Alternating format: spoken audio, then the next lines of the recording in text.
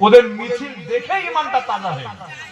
সবার মাথায় টুপি, পাঞ্জাবি পায়জামা পরে আছে আর সবাই মিছিল বের করেছে। এই মিছিল কেন বের করা হয় জানেন বাবা?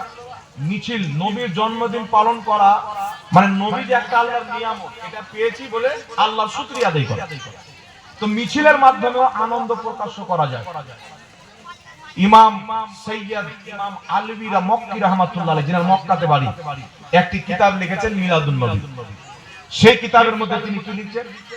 তিনি সেই কিতাবের মধ্যে লিখতেছেন, কুল বিফাদলিল্লাহি ওয়া বিরাহমাতিহি ফাবিযালিকা ফালিয়াফরাহু। আল্লাহ বলছেন, মেহবুব তুমি বলো, যদি আল্লাহর নিয়ামত পাওয়া যায়, আল্লাহর রহমত পাওয়া যায়, ফজল পাওয়া যায়, তাহলে তোমরা আনন্দ প্রকাশ করো, আনন্দ। তো ইমাম মুহাম্মদ সৈয়দ আলবী রাহমাতুল্লাহ আলাইহি লিখতেছেন যে নবীকে পেয়ে আনন্দ প্রকাশ করা এটা মুসলমানদের কর্তব্য। আর যেই মুসলমান আনন্দ প্রকাশ করবে তার এই আয়াতের উপরই আমল হবে। এটা ইমামের বক্তব্য, আমি শোনাচ্ছি, আমি এটা নিজের পক্ষ থেকে বলি না।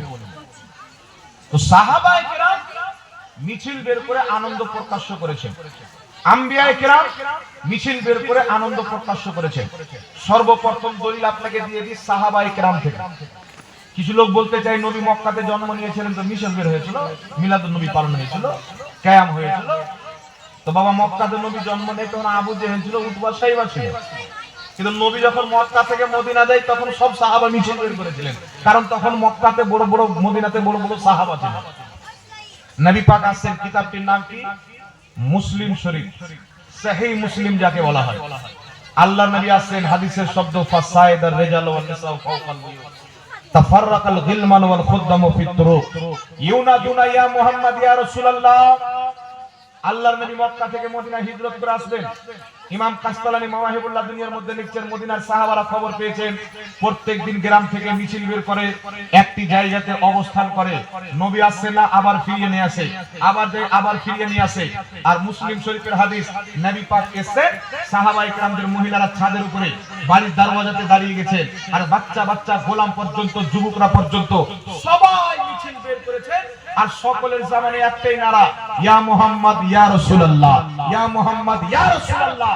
আর একটা গজল পড়তে, তলা আল বদরু আলাইনা মিন সানিয়াতিল বিদাই ওয়াজাবা শুকরু আলাইনা মাদা আলিল্লাহি দাই। মিছিল বের করে বাউজু হয়ে, ভন্ডামো না করে, লাফালাফি না করে, ডিজে না বাজে, যদি নবীর নাম পড়া হয়, রাসূলুল্লাহর নামের স্লোগান দেওয়া হয়, আল্লাহর নামের স্লোগান দেওয়া হয়, আল্লাহর নেক বান্দাদের নামের স্লোগান দেওয়া হয়, তাহলে ওই মিছিল বের করা না যায় নাই, বরং সাহাবায়ে কেরামের তরিকা। বলুন সুবহানাল্লাহ। আর যেই দিন নবী মক্কা থেকে মদিনা হিজরত করে গিয়েছিলেন, ওই তারিখ কত ছিল? মুসনাদে আহমদের মধ্যে একটি হাদিস, তারিখ ছিল 12ই রবিউল আউয়াল। কত তারিখ ছিল বাবা? 12ই রবিউল আউয়াল। এই জন্য মিছিল বের করে আনন্দ প্রকাশ করা হয়। এই জন্য নবী পাক দুনিয়াতে এসেছেন, এই জন্য মুসলমান মিছিল বের করে।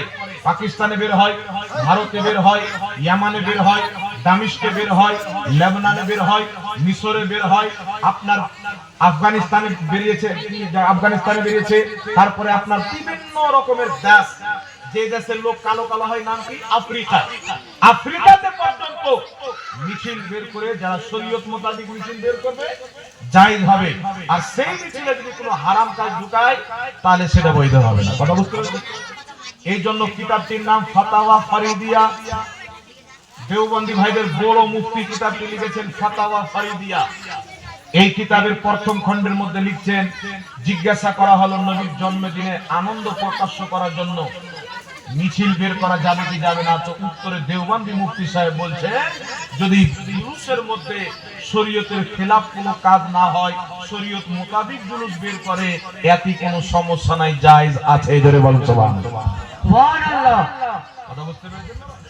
এই জন্য মুসলমান যুগ যুগ থেকে নবীর মিলাদ পালন করে। এখন তো মানুষকে বলতে চাই মিলাদুন নবীর নাম রেখে স্টেজ পর্যন্ত হারাম হয়ে যায়।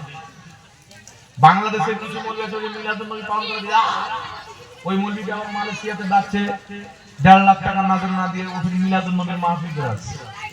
বাংলাদেশে যখন ধরছে যে হুজুর আপনি যে মিলাদুন নবীর বিদাত বলে মিলাদুন নবীর মাহফিল করাচ্ছেন, বলছে আমি ব্যানার দেখিনি, সামনে দেখে বক্তব্য দিয়েছি।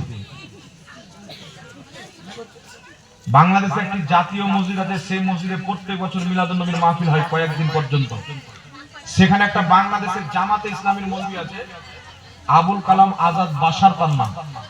সারা জিন্দেগি বলে মিলাদুল নবী বিদআত বিদআত ধারা, মুখ টেढ़া করে সুজা করে একা করে বেকা করে জয় রকম মুখের কাটিং হয় ওই রকম করে বলে যে বিদআত।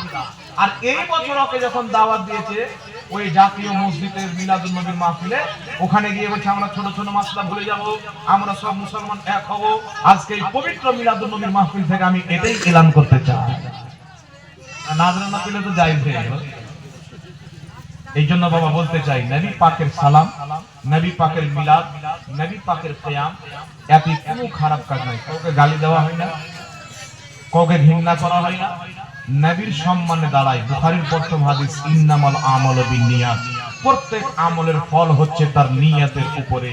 মুসলমান এটাই মনে করে দাঁড়ায়, আল্লাহ আমি তোমার নবীকে ভালোবাসি, না দেখে দাঁড়িয়ে সালাম পড়ে নবীর মহব্বত ইজহার করছি, প্রকাশ্য করছি। জোরে বলেন সুবহানাল্লাহ। সুবহানাল্লাহ। আর আমার নবী বলেছে মুমিনদের আমলের চাইতে তার নিয়ত আরো বেশি ভালো। মুমিনের আমলের চাইতে তার নিয়ত আরো বেশি ভালো। এই জন্য যখন কোন নেক বান্দা নেকির কাজ করার নিয়ত করেন, আল্লাহর সঙ্গে সঙ্গে একটি নেকি লিখে দেওয়ার হুকুম করেন। কাজটা যখন করে না, ফেরেশতা মিটাতে যায়, আল্লাহ বলেন দাঁড়াও, আমার বান্দা নিয়ত করেছে, নিয়ত করার কারণে আমি একটা নেকি দিয়ে দিলাম, মিটাইও না। সুবহানাল্লাহ সুবহানাল্লাহ। আর যখন বান্দা হারাম কাজ করে, তো হারাম কাজ করার যখন নিয়ত করে, ফেরেশতা গুনাহ লিখতে যাবেন, আল্লাহ নিষেধ করে দেয় যতক্ষণ পর্যন্ত করবে না ততক্ষণ পর্যন্ত মিটা গুনাহটা লেখা যাবে না, কিন্তু নেকি লিখে দেওয়া হয়। আল্লাহ কত বড় রহমান। একটু জোরে বলতে বাবা সুবহানাল্লাহ সুবহানাল্লাহ। আর একটু জোরে বলতে হবে সুবহানাল্লাহ সুবহানাল্লাহ। একবার দুরূদ শরীফ পড়েন, আল্লাহুম্মা